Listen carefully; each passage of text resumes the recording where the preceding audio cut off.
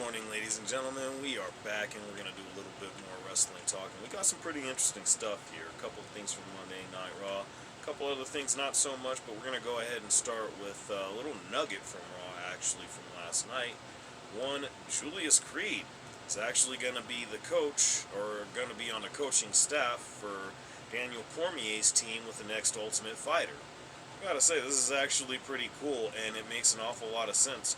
Um, Cormier, of course, obviously known for being in actual competitive mat wrestling in the past, and that's really translated like no other in terms of the Hall of Fame career that we've known him to have. And of course, he's also a really, really huge fan of WWE. He's even made an appearance, actually special guest refereed a match between Seth Rollins and Matt Riddle once upon a time, as I'm sure some of y'all will remember. So it's pretty cool to see Julius here actually joining that coaching staff. I think that's going to be really, really cool to see. I've little by little been trying to get more and more back into the Ultimate Fighter and of course MMA. I've talked about it in the past, so yeah, I think expect me to talk a bit more about it now, especially with this being the case.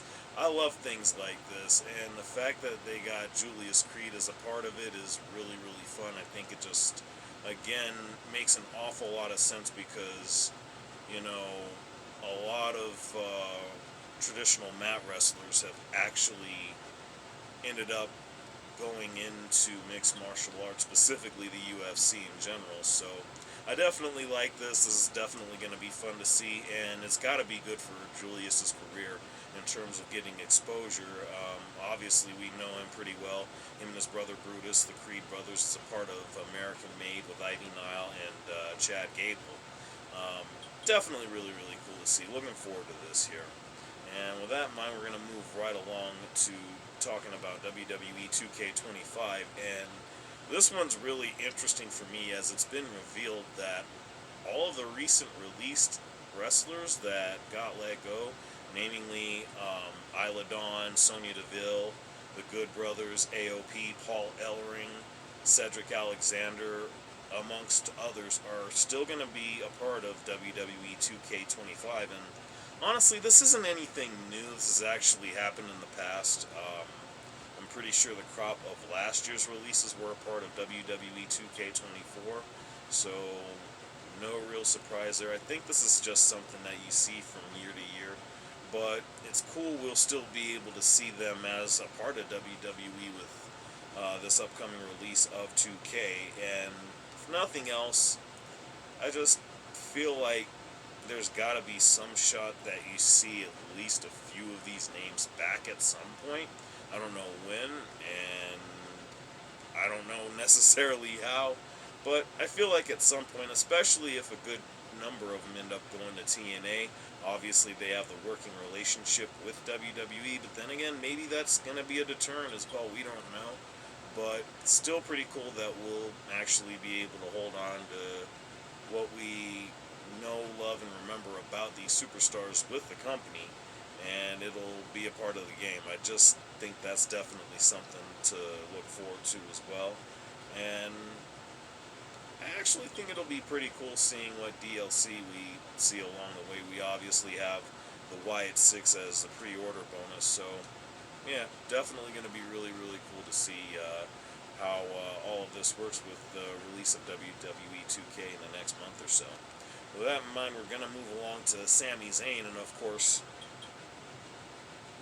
again, if you saw Raw last night, you saw that, of course, he basically responded to Kevin Owens' post on X, Twitter, and went as far as talking about how Kevin Owens has actually had a history of doing these kind of things to Sami Zayn, only this time it was different. This time he tried to end Sami's career, which, by and large, yeah, you could argue that. I mean, that's pretty much been the angle with the package pile driver he's been using on not only Sami Zayn, but of course, obviously, Randy Orton, who's been out for months now. I'm not really sure on the actual details behind that, but of course, that was as a result of the package pile driver, courtesy of Kevin Owens. And of course, now you've got this match, which, of course, Adam Pearce declared an unsanctioned match as a result of said package pile driver, and of course, Sammy's not cleared, so on and so forth. I kind of imagine he's probably going to be cleared by Elimination Chamber anyway. I mean, that's kind of how they do that shit when it comes to these sort of things. But either way, I definitely expect this to be really fun, really hard hitting. I mean, if you just think back to history between Sammy and KO, not even just as Sammy and KO, this is them going back as El Generico and Kevin Steen with Ring of Honor. You know, it's just amazing to see that this is what it was coming to, and I find it really, really interesting because this is a situation where I'm sure I'm inclined to say KO probably wins this one, but they run it back at WrestleMania, and I say that specifically because that's just been Sammy's night over the last couple of years is at WrestleMania. They've got him on a hot streak 2 years in a row. Of course, winning championships, that won't be the case this time around, but it's really, really cool to see, and I'm actually looking forward to where this ends up going for here. Does he end up on a similar trajectory at some point as Jey Uso? I'd like to hope so, but who knows? He's certainly deserving of it at this point. And speaking of deserving, we're going to talk real quick about really, really funny thing, as you'll see with the thumbnail and the title of this video. Michin. Now, of course, she actually posted a video on Twitter, X, whatever you want to call it, as I always say. And it was really, really funny. Of course, she goes off on Chelsea Green as United States champion and just goes off on all these things, ending it with whack, and then just ends the whole thing with me. I'm tight as fuck. Like, that to me was just really some of the most priceless shit I've seen in a really, really long time.